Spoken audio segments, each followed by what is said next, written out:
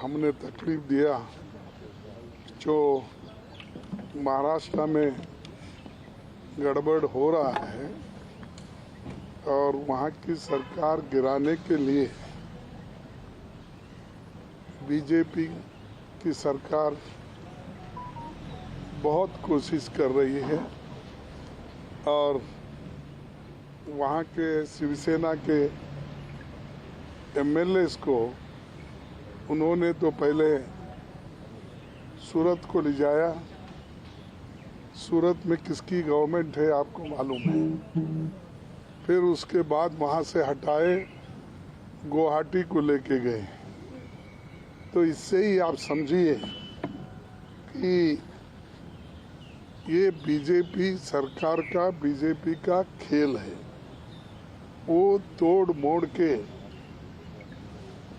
इस वहाँ के सरकार को निकालना चाहती है। महाविकास आघाड़ी एक मजबूत सरकार है और मजबूती के साथ वो चल रही है, लेकिन उसको अस्थिर करने के लिए बीजेपी हर तरह की कोशिश कर रही है।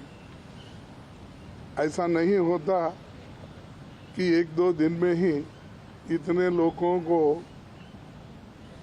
सूरत को ले जाना, वहाँ से फिर गुवाहाटी को ले जाना, फिर बुलाना, ये सारी चीज़ें जो हो रहे हैं इसमें बीजेपी का खेल है।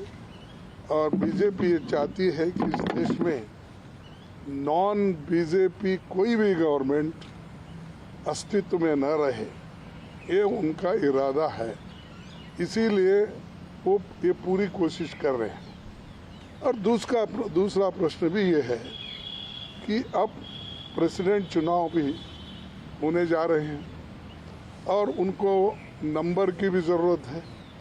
तो इसीलिए वो चाहते हैं कि प्रेसिडेंट इलेक्शन के अंदर ही वहाँ पर सरकार को गिराया जाए, ये उनका इरादा है। तो हम ये डायरेक्टली ये कह सकता हूँ मैं कि इसको पूरा रिस्पॉन्सिबल सेंट्रल गवर्नमेंट खुद और बीजेपी इसमें हस्तक्षेप करके वहाँ के स्टेबल गवर्नमेंट को डिस्टेबलाइज करके वहाँ पर अपना सत्ता लानी चाहती है। तो मैं ज़्यादा और कुछ नहीं कहना चाहता हूँ कि एक तो प्रेसिडेंट इलेक्शन के लिए उनको नंबर के लिए वहाँ पर डिस्टेबलाइज करना चाहते हैं। दूसरा, एक महाराष्ट्र का बहुत बड़ा राज्य है जहाँ पर शिवसेना, एनसीपी और कांग्रेस तीनों मिलके वहाँ पर अपना काम कर रहे थे। तो हम कांग्रेस पार्टी की ओर से ये कहना चाहते हैं कि हम तीनों मिलके रहेंगे, मिलके लड़ेंगे और महाआघाड़ी को मजबूत करेंगे। इसके लिए हमको जो कुछ भी हमारी सहायता हो सकती है वहाँ पर करने के लिए हम तैयार हैं। तो यही एक मिनिट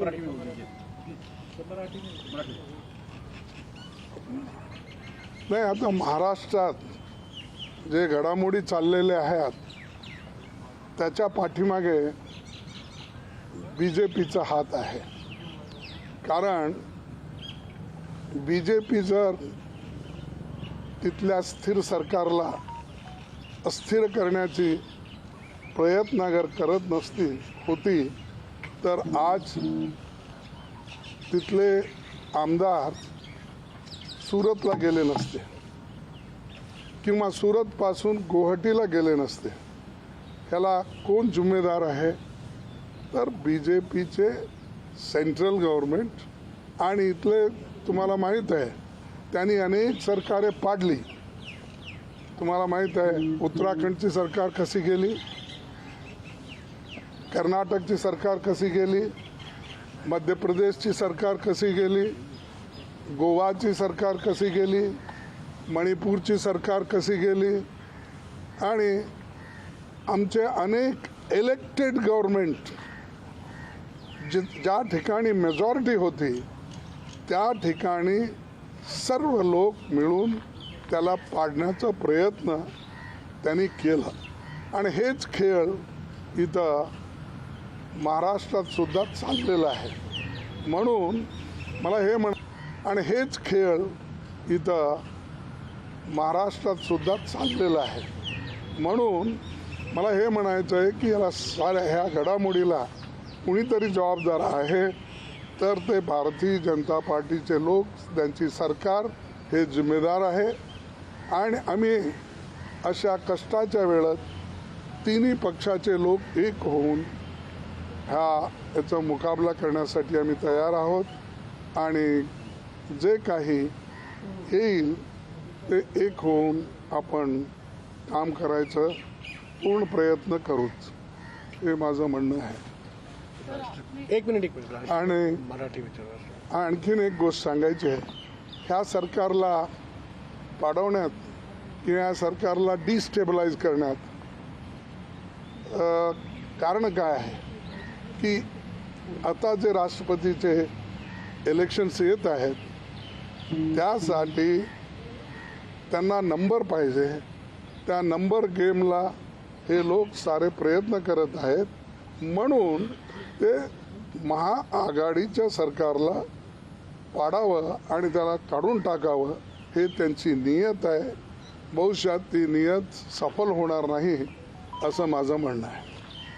मैं इससे पहले भी कहा था, मैं ये भूल गया था कि चंद राज्यों में भी पहले से इन्होंने ऐसा ही किया था, जैसा कि हमारे राज्य में कर्नाटक में भी, वहाँ पे भी 16-17 लोगों को खरीद फरोख्त करके निकाल के डरा के ईडी का केसेस लगा के सीबीआई को लगा के उन्होंने कर्नाटक में किया, मध्य प्रदेश में भी किया, गोवा में भी किया, मणिपुर में भी किया, उत्तराखंड में भी किया. हर राज्य में जहाँ पर कांग्रेस की सरकार थी या जो कांग्रेस की मेजॉरिटी थी उसको निकाल कर उसको माइनॉरिटी में लाके अपनी गवर्नमेंट लाने की पूरी कोशिश की. ये आप सबको मालूम है.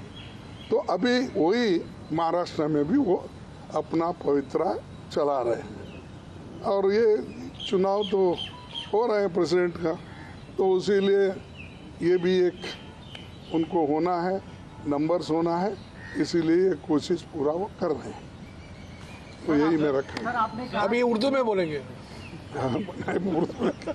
प्लीज हिंदी में ठीक आप तीनों साथ हैं, आप तीनों साथ रहेंगे. क्या आपको भरोसा है कि महाराष्ट्र में महाअघाड़ी की सरकार जो है वो बची रहेगी और बनी रहेगी?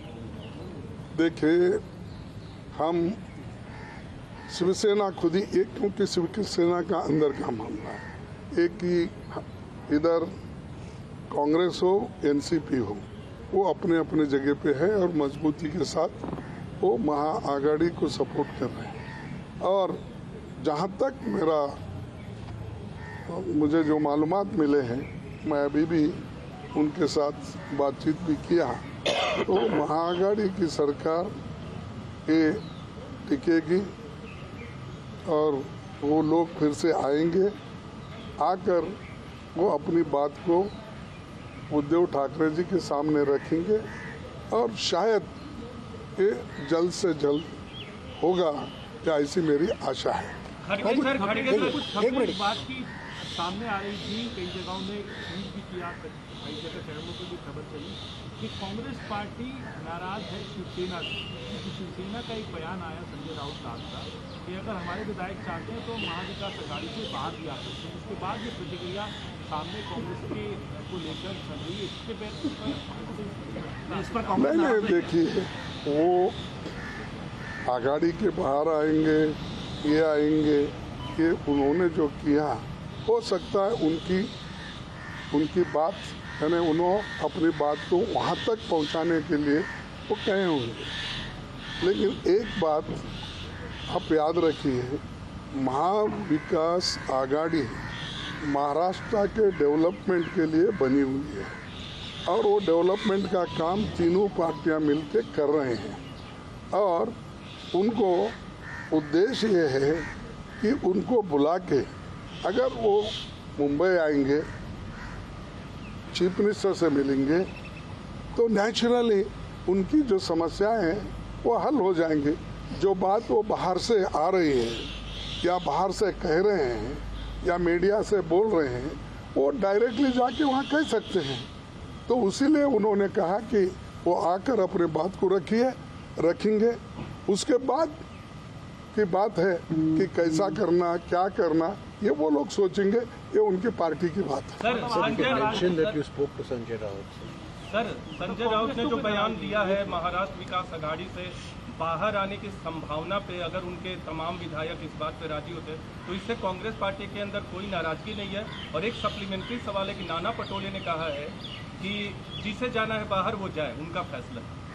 देखिए, मैं हर चीज़ पे कमेंट करना नहीं चाहता हूँ, लेकिन मैं खुद ही आज संजय राउत से बात किया और दूसरों से भी बात किया। मैं बोलना नहीं चाहता उनका नाम।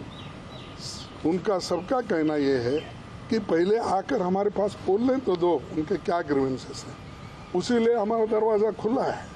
उसके बाद में वो क्या चाहते हैं, क्या आघाड़ी से बाहर निकलना चाहते हैं, क्या आघाड़ी के अंदर रह के उनके ग्रीवेंसेस को सॉल्व कर लेना चाहते हैं, ये बाद में की बात है। इसलिए मैं ये कह रहा हूँ, इसीलिए जो चीज़ आज हमारे संज्ञान में आई है, कि हमको मालूम हुआ है, उस आधार पर मैं अपनी बात रख रहा हूँ। Thank you. कॉफी चाय पी लीजिए। मराठी में एक क्वेश्चन, मराठी में। एकनाथ शिंदेंनी स्पष्ट म्हटलंय, हां. जोपर्यंत महाविकास आघाडीतून बाहेर पडणार नाही आणि भारतीय जनता पक्ष जाणार नाही तोपर्यंत आम्ही गुवाहाटी सोडणार नाही, यावर काँग्रेसची भूमिका काय राहणार? नाही, हे बघा, त्यांनी अनेक वेळेला काय असतंय की अशा परिस्थितीत त्यांच्या जवळ असलेले लोक आणि दुसरे त्यांचे आमदार, त्यांचे सपोर्टर, सिंपथायझर काही सांगतात, पण ह्या वेळेला त्यांनी स्वतः सांगितलंय, आम्ही शिवसेना सोडणार नाही. शिवसेनेचे अध्यक्ष कोण आहे? मी शिवसेना सोडणार नाही, मी शिवसैनिक आहे. हे जर गोष्ट आहे तर खरे शिवसैनिक त्यांनी येऊन बोलतील, त्यांना बोलून काही त्यांच्यात मतभेद असतील किंवा मिसअंडरस्टँडिंग असतील ते दूर होतील. शुक्रिया। एक कॉफी लाओ भाई, ಇದು ಕೊಡು, मैसूर पाक ಕೊಡು. इंग्लिश इंग्लिश डिक्शनरी इनकी अच्छी है, मेरी इंग्लिश डिक्शनरी जरा पुअर है, इसीलिए they want you, sir. You want.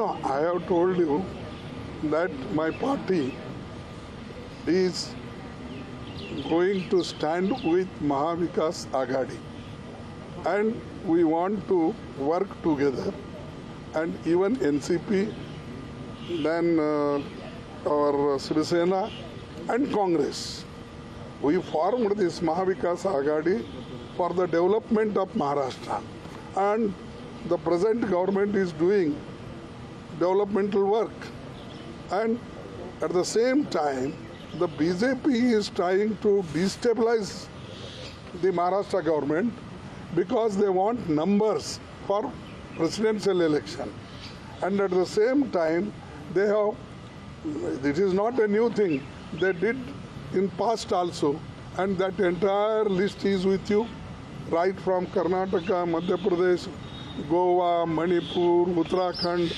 and all in all states they played havoc and they destabilized. Similarly, they want to do in Maharashtra.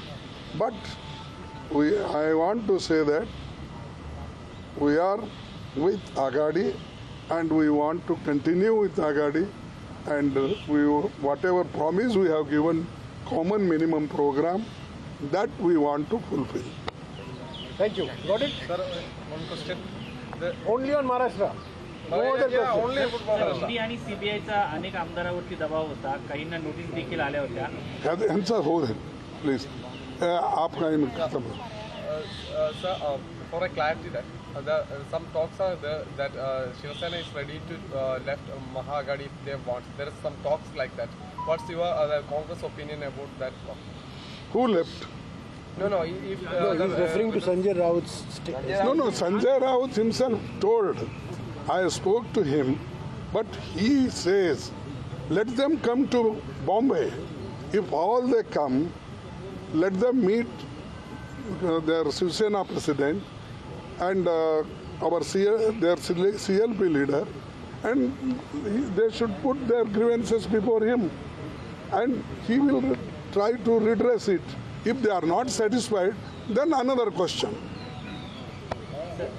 ED आणि सीबीआयच्या अनेक आमदारांना नोटीस आलेल्या आहेत, त्याच्यापैकी काहींच्या आमदारांच्या घरी धाडी देखील पडल्या आहेत.